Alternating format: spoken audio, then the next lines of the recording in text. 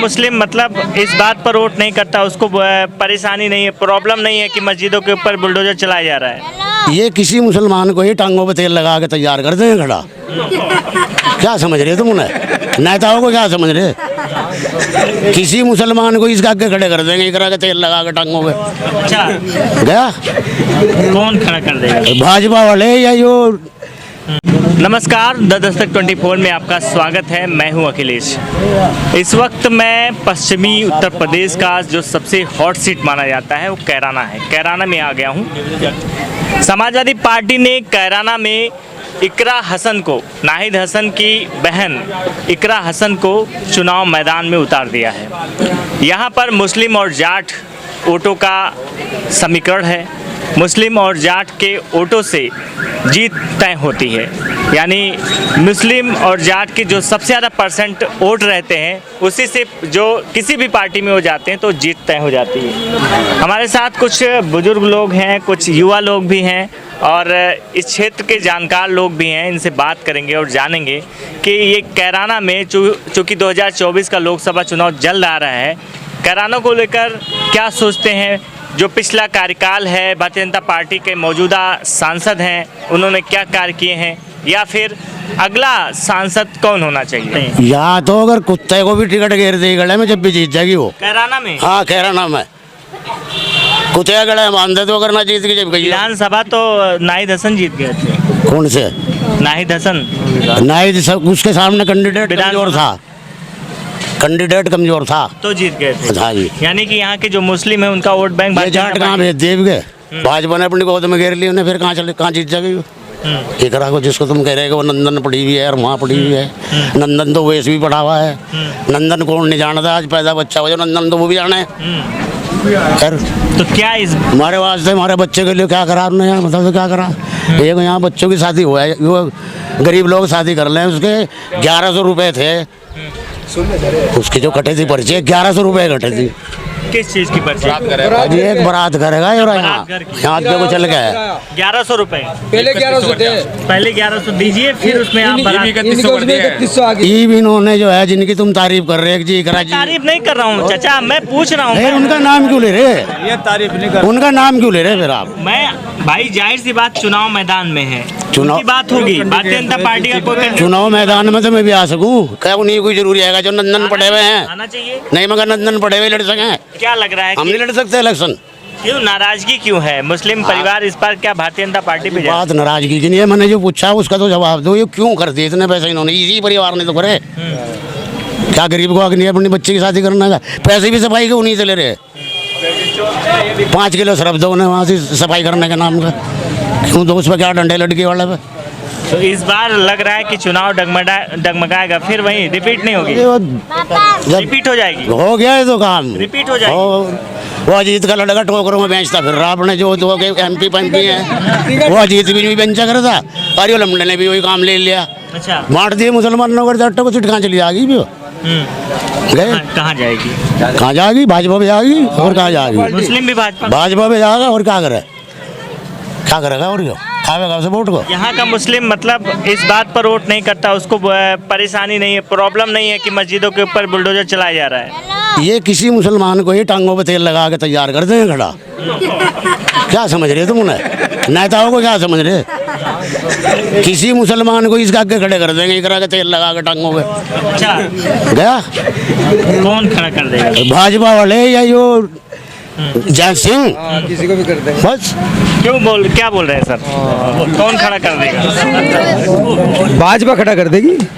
इकरा के सामने भाजपा को भाजपा मुस्लिम कैंडिडेट BSP से, आपका मन है BSP से, हाथी से, तो हार जाएगी। हार जाएगी, भारतीय जनता पार्टी हो जाएगी। आप लोग किसके साथ? भारतीय जनता पार्टी के साथ हैं। हकीकत में डर गए? डर गएगा भाई? नहीं बताइए, हकीकत में हकीकत है जवाब। आप बोल नहीं रहे। हमें राशन दे रहे हैं, हमारे मकान बनवा रहे हैं, तो किसके साथ होंगे? किसके साथ होंगे? क्यों, ये सही है? भारतीय जनता पार्टी का वोट बैंक मुस्लिमों का जाएगा इस बार? नहीं जाएगा। बोल तो रहे हैं। भाजपा के खिलाफ है मुस्लिम। ये आप क्या नाम है आपका? आप भी तो मुस्लिम है, क्या नाम है आपका? हमें डर है कि हमारे में बुलडोजर चल जाए। आप क्यों बोल रहे हैं कि डर नहीं? डर नहीं डर नहीं है, बता रहे ना भाई, मेरा और क्या है, डर बता रहा बड़ा। क्या बोल रहे हैं? ये इन लोगों के बोलने में रहे यूं कह रहा हो। बुलडोजर खड़ा था, डरते नहीं आप? डरते नहीं का उससे? अगर आपके मकान का आगे को चला जाए बुलडोजर तो डरने नहीं का उससे? तो आप डर के मारे बोल रहे हैं? हाँ, डर के मारे बोल रहे हैं। बस हम तो यही कह लो, बस अब तो यही कह लो ना। डर है आपको भी? तो भाजपा का ही है। आप भी भाजपा के? भाजपा का खुला लाल। भाजपा में क्या बुराई है? हाँ, भाजपा में क्या बुराई है? बिल्कुल, बिल्कुल। गुंडा मुक्ति सबसे पहली बात गुंडा मुक्ति जी, और क्या? और सारी सुविधा है, सब कुछ ठीक ठाक बताइए तो, सुविधा है। के सिर्फ नाम बताइए। एक ही मेरी अपील है योगी आदित्यनाथ जी से, हमारे सीएम साहब से भी, कि धर्म की राजनीति ना हो, सारे मुस्लिम वोट क्या वहीं। लगता है आपको धर्म की राजनीति धर्म की नहीं होगी राजनीति तो तो क्या करते भारतीय जनता पार्टी सत्ता में आ जाएगी? आपको लगता है? आने वाले इलेक्शन में आज सब बीजेपी के होंगे। अब इसमें आप देख लियो, बूथ के वार रिजल्ट देख लियो आप, सब धर्म की राजनीति कौन पार्टी करती है? सिर्फ बीजेपी थोड़ा सा ये अपना रही है, थोड़ा सा करती है। लेकिन हम नहीं, हम बीजेपी की सपोर्ट करेंगे और साथ रहेंगे भारतीय जनता क्यों? पार्टी। भारतीय जनता पार्टी 25 साल से मैं समाजवादी पार्टी में हूँ, 25 साल से हूँ, अच्छा। और मैं यहाँ से MC भी हूँ, मेंबर भी हूँ, और फिर भी भाजपा 25 वार्ड से। बस अब भाजपा का वेलकम है अच्छा, जी। मतलब आप भी जा रहे हैं भाजपा? जी।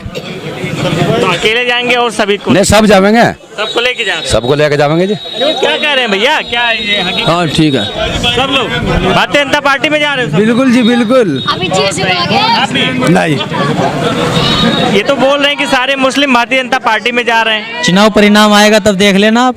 2021 में भी जा रहे थे, देख लेना बीजेपी आएगी। बोल रहे हैं बीजेपी आ जाएगी। 2022 में भी जा रहे थे सभी लोग, तो 2022 में क्यों नहीं आ पाए? मुद्दा क्या है? कैराना को लेकर के बात होती है क्योंकि यहाँ पर रोजगार का, कैराना में रोजगार नहीं है। चलो पिछली सरकारें जो भी रही हैं, लेकिन आप एक बात बताइए, फिलहाल 7 साल से 7.5 साल से लगभग भारतीय जनता पार्टी की सरकार उत्तर प्रदेश में चल रही है, और नरेंद्र मोदी जी की सरकार चल रही है लगभग 10 साल से हिंदुस्तान में।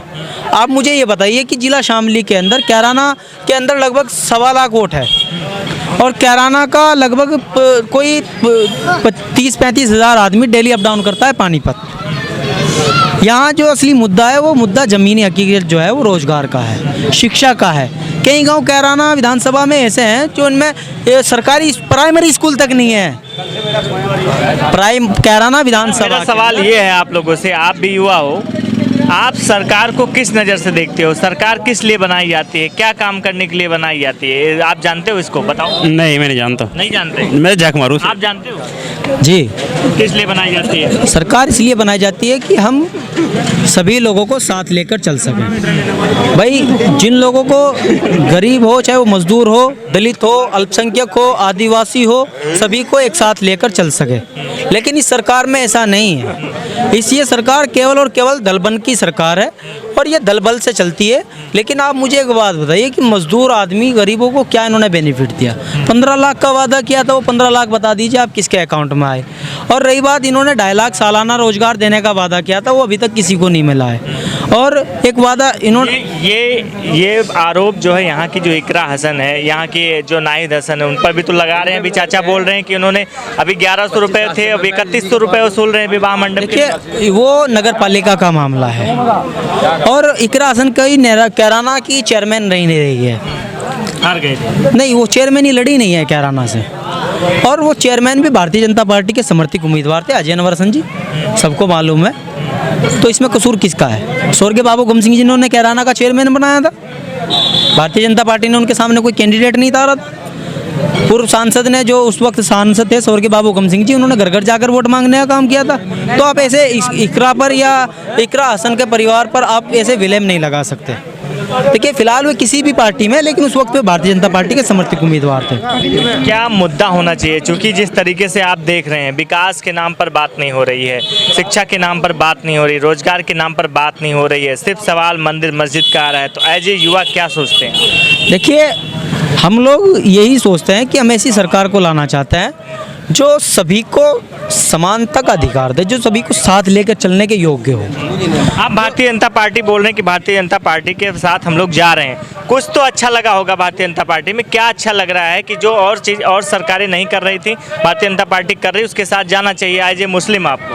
सबसे बेहतर क्या बात है कि इनकी ये लोग सबको भी लेके चल रहे हैं। मैंने एक बात आपको पहले भी कही कि सिर्फ हमको धर्म बता की दीजिए कि राजनीति- सबको लेकर के कैसे सबको साथ लेके चल रहे हैं और विकास है सब चीज़ का। आप एक बात 5 साल में मैं आपसे पूछना, मैं इन्हीं से पूछना चाहता हूँ, कैराना का सबसे बड़ा मुद्दा अगर कोई है, यहाँ काले पीलिए की बीमारी से लगभग 60% लोग पीड़ित हैं। वो मुद्दा जो है, वो मुद्दा इस चीज़ का है कि कैराना के अंदर एक मीट प्लांट है और उसका कई बार राजनीतिक संगठनों ने भी और किसान संगठनों ने भी और मजदूर संगठनों ने भी उसको लिए ज्ञापन दे दिया है। कैराना एसडीएम को भी दिया है, डीएम साहब को भी दिया है, लेकिन वो क्यों नहीं हटती मीट फैक्ट्री? क्यों नहीं हटती बताइए? कैराना शहर हमने खुद लगा रखी चीज़ की तो एप्लीकेशन, मैं नगर पालिका सदस्य हूँ, मैंने खुद लगाई। सरकार तो भारतीय जनता पार्टी की, जी जी जी। तो क्यों नहीं हटा? और भारतीय तो जनता जिस दिन चाहेंगे उस दिन हटा देंगे। फैक्ट्री बोल तो रहे हैं सरकार कि जिस दिन चाहेंगे चाहेंगे उस दिन हटा तो देंगे। हटाइए ना, 10 साल हो गए। कैराना का की जनता उससे पीड़ित है। फैक्ट्री तो 50 साल से था, तुम्हारे से सपा से क्यों नहीं हटी?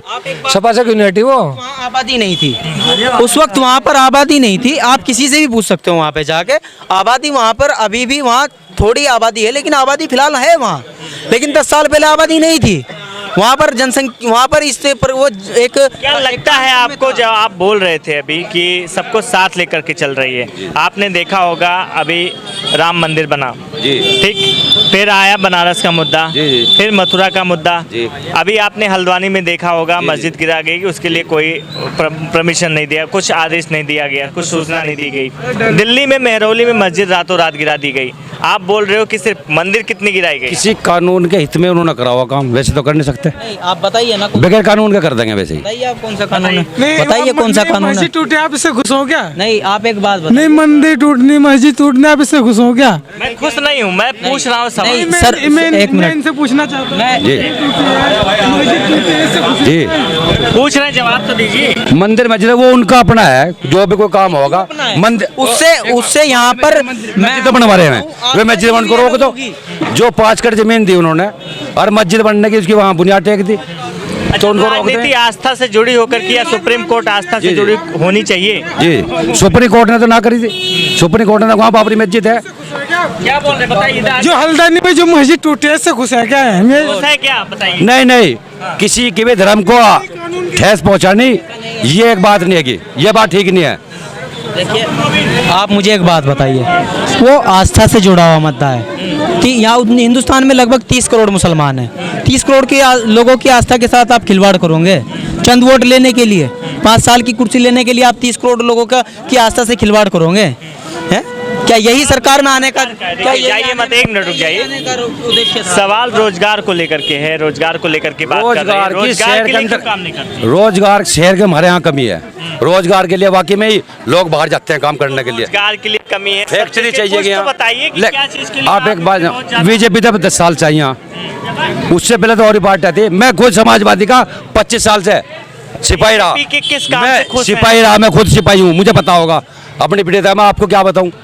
बीजेपी की किस काम से खुश है, कुछ तो बताइए। आप बता नहीं रहे हैं। सबसे पहले तो मैंने आपको बताया गुंडागर्दी मुक्त यहाँ सबसे बड़ा क्राइम था। हो गया मुक्त, नहीं हो पाया यहाँ पर, नहीं हो पाया ना, भाजपा वालों का काम ना भाई। ये नहीं हो पाया।